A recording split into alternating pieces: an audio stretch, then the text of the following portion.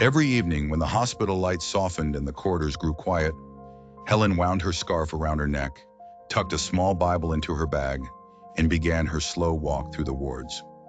She was 72, widowed, and known only to a few by name, though many knew the sound of her gentle knock and the warmth of her hand. Years earlier, Helen had sat through the long illness of her husband in rooms not unlike these.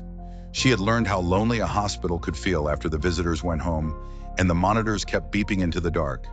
When he died, she grieved deeply.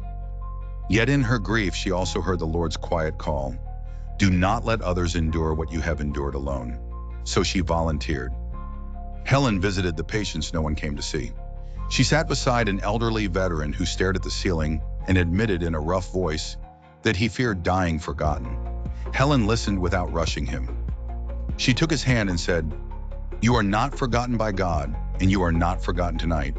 Then she read softly, "Even though I walk through the valley of the shadow of death, I will fear no evil, for you are with me." The man closed his eyes, and for the first time in days, his breathing steadied.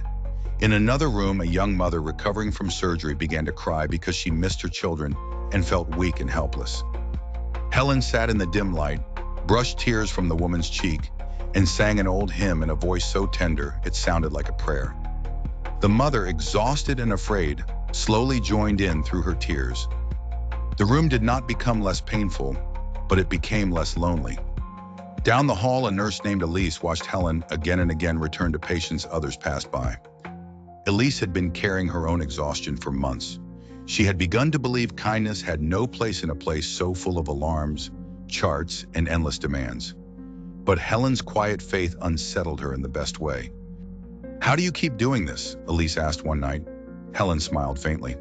"Because love is never wasted," she said. "Sometimes being present is the greatest help we can give." Then came the winter storm. The hospital overflowed with frightened families, tired staff, and patients unsettled by thunder and wind. Helen was already weak herself, but she kept going room to room, offering blankets, water, prayers, and the same calm presence she had given for years. Near midnight, after sitting with a frightened man who had no family at his bedside, her strength finally gave way. She collapsed quietly in the hallway. When the nurses rushed to her, the whole floor seemed to stop. Doctors, staff, and even former patients gathered outside her room as word spread of what had happened.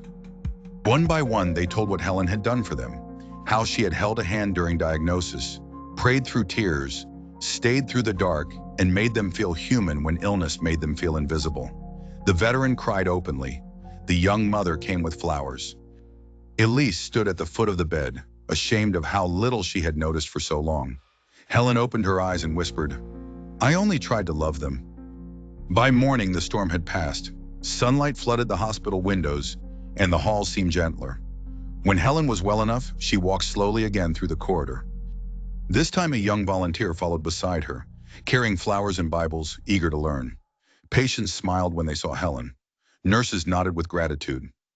Outside, church bells rang faintly through the cold air. Helen paused beside one more lonely bed, took the patient's hand, and prayed. The lesson of her life was simple.